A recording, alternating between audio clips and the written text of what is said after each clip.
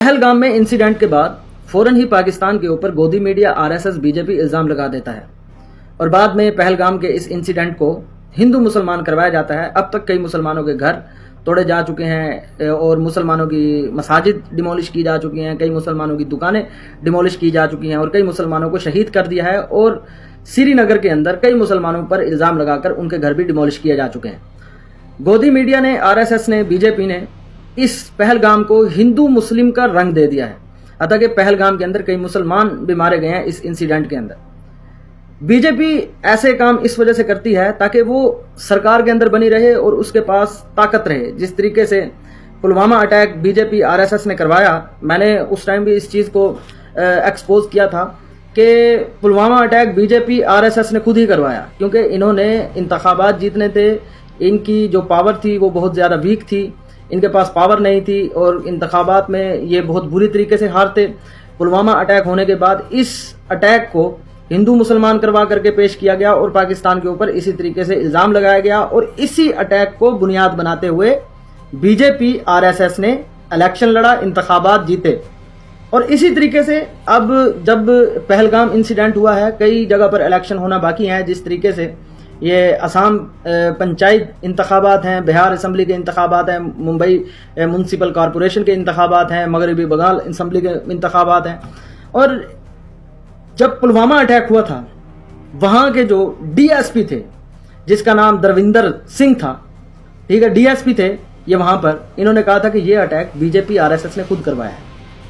लेकिन के वहां की जो इन्वेस्टिगेशन एजेंसी है, रॉ जो एजेंसी है इनकी, वो इस चीज के ऊपर प्रॉपर इन्वेस्टिगेशन करती, बदले में इस इंसान को गिरफ्तार किया गया, इसको देशद्रोही बना दिया गया। पुलिस डीएसपी की गिरफ्तारी के बाद प्रशासन ने जम्मू कश्मीर पुलिस पर लगने वाले सभी आरोपों को सिरे से नकार दिया। प्रशासन का कहना है कि पुलिस की इन्वेस्टिगेशन की वजह से ही देवेंद्र सिंह को आतंकवादियों के साथ गिरफ्तार करने में कामयाबी मिली। और मैं इस सिख भाई को, इस सिंह साहब को सल्यूट पेश करता हूं कि इसने हक और सच का साथ दिया। ये वहां पर डीएसपी था। और दूसरा सुनिए, इन भाई साहब को भी सुनिए, इनका नाम है ये सत्यापाल। इन्होंने भी एक्सपोज किया है बीजेपी को, पुलवामा वाला जो हमला हुआ था। इनका ये कहना है कि ये जो आर्मी के ऑफिसर्स जा रहे थे, इन्होंने 4 महीने पहले एयरक्राफ्ट की डिमांड की और वो चिट्ठी, वो उनका खत जो इंडिया का प्राइम मिनिस्टर है मोदी की टेबल पे पड़ा रहा, मोदी के पास पड़ा रहा, किसी ने देखा तक नहीं। और जब ये इंसिडेंट हो गया तो इन भाई साहब को थ्रेट किया गया कि आपने ये बोलना नहीं है, इस बात को यहीं छुपा दो, इस बात को यहीं दबा दो। उन्होंने एयरक्राफ्ट मांगे थे, जो आसान मेरे से मांग लेते तो मैं दे देता। उन्होंने होम मिनिस्ट्री से मांगे 4 महीने तक, अकॉर्डिंग टू भास्कर में न्यूज है, वो 4 महीने तक वो चिट्ठी पड़ी रही, कोई जवाब नहीं दिया, उनको जहाज नहीं दिए। फिर वो सड़क से आए, फिर वो सैनिटाइज नहीं हुआ था रूट, जहां वो हुआ है, घटना हुई है, वहां 10 किलोमीटर में 10 जगह लिंक रोड आके जुड़ती है। कोई भी मैंड नहीं थी। मैं गया था अगले दिन, कहीं भी कोई जिप्सी नहीं खड़ी थी रोकने के लिए कि अंदर मत आओ। नियम यह है कि जब ये चला जाता है कारवां, तब लोग सड़क में घुसते हैं। वहां सब फ्रीली घुस रहे थे, फ्रीली वो घुस गया जिसने मारी गाड़ी।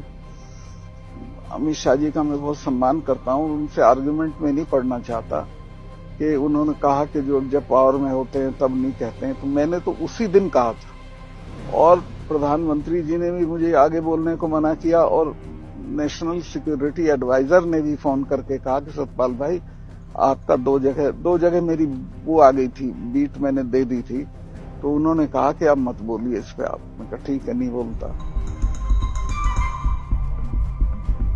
और बाद में इस भाई साहब ने यह भी बताया कि इसी चीज को इंतखाबात के अंदर इस्तेमाल करेगी बीजेपी आरएसएस, और वही किया। बीजेपी आरएसएस ने वही किया कि पुलवामा अटैक को इंतखाबात के अंदर यूज किया, हिंदू मुसलमान किया, पाकिस्तान के ऊपर इल्जाम लगाए और इन्होंने इंतखाबात जीते। और वही हुआ जो मेरा डर था। 3 दिन बाद उन्होंने इसको चुनाव का मुद्दा बना दिया और इसी पे चुनाव लड़ा। उनकी कई एक स्पीचेस हैं जिनमें वो कहते हैं कि जब वोट डालने जाओ तो पुलवामा के शहीदों को याद रखना। तो पुलवामा के शहीदों को याद रख के आपने वोट ले लिए और आज तक पुलवामा के शहीदों की जो इंक्वायरी आज तक नहीं हुई है। और मैं आपको एक बात और बताता चलूं, इसमें अब भी इंक्वायरी नहीं होगी। मैं इस सरकार की नीयत और इनकी हरकतों को जानता हूं कि इसी चीज को इंतखाबात के अंदर इस्तेमाल करेगी बीजेपी आरएसएस, और वही किया। बीजेपी आरएसएस ने वही किया कि पुलवामा अटैक को इंतखाबात के अंदर यूज किया, हिंदू मुसलमान किया, पाकिस्तान के ऊपर इल्जाम लगाए और इन्होंने इंतखाबात जीते। पहलगाम में जो हुआ है हर इंसान को दुख है, as a Muslim, as a Pakistani. नहीं होना चाहिए था भाई, हमें दुख है। हम पाकिस्तानी भी यही चाहते हैं कि कोई भी मासूम और मजलूम इंसान पर जुल्म ना करे। पहलगाम में जो हुआ वो एक टेररिस्ट अटैक था, इसके ऊपर प्रॉपर इन्वेस्टिगेशन होनी चाहिए। पाकिस्तान के ऊपर यूं मुंह उठाकर इल्जाम नहीं लगाना चाहिए। अरे भाई, पाकिस्तान का बॉर्डर 200 किलोमीटर दूर है। पहलगाम जाने तक का अगर मैं आपको सफर बता दूं, श्रीनगर से कितने इलाके आते हैं। श्रीनगर, लाल चौक, अलचीबाग, गौरीपुरा, ठीक है, इसके बाद संगम, ठीक है, सिंहपुरा, बहुत से इलाके आते हैं रास्ते में। और हर 50 मीटर के बाद इंडियन आर्म फोर्सेस की चेक पोस्ट है। सबसे पहला सवाल तो ये होना चाहिए कि ये दहशतगर्द पहलगाम तक पहुंचे कैसे। पाकिस्तान के ऊपर तो फौरन इल्जाम लगा दिया, ये वहां तक पहुंचते कैसे हैं। अगर पाकिस्तान का बॉर्डर ही क्रॉस किया है तो ये इंडियन सूरमा ये एलओसी पर क्या कर रहे हैं, ये बॉर्डर पर क्या कर रहे हैं भाई साहब, ये इंडियन बॉर्डर पर क्या कर रहे हैं, ये कश्मीर के बॉर्डर पर क्या कर रहे हैं। और क्या जो भी बॉर्डर क्रॉस करता है उसके बाद ये अपने इलाकों की छानबीन नहीं करते? क्या वहां पे चक्कर चुक्कर नहीं लगाते? क्या इनकी ड्यूटीज नहीं बनी हुई? भाई, पाकिस्तान की तो सरहदों पर एक ऑफिसर की ड्यूटी ऑफ होती है तो दूसरी की लग जाती है। हर 24 घंटों के अंदर इलाके के कई चक्कर लगा लेती है हमारी आर्म फोर्सेस। तो पाकिस्तान से ये कहते हैं कि ये आए हैं, इन्होंने सरहद ही क्रॉस कर ली, इंडिया के अंदर आ गए। कई दिनों तक 200 किलोमीटर का सफर उन्होंने तय किया पैदल। लेकिन इंडिया ने तो भाई, इंडिया की आर्म फोर्सेस सोई पड़ी थी।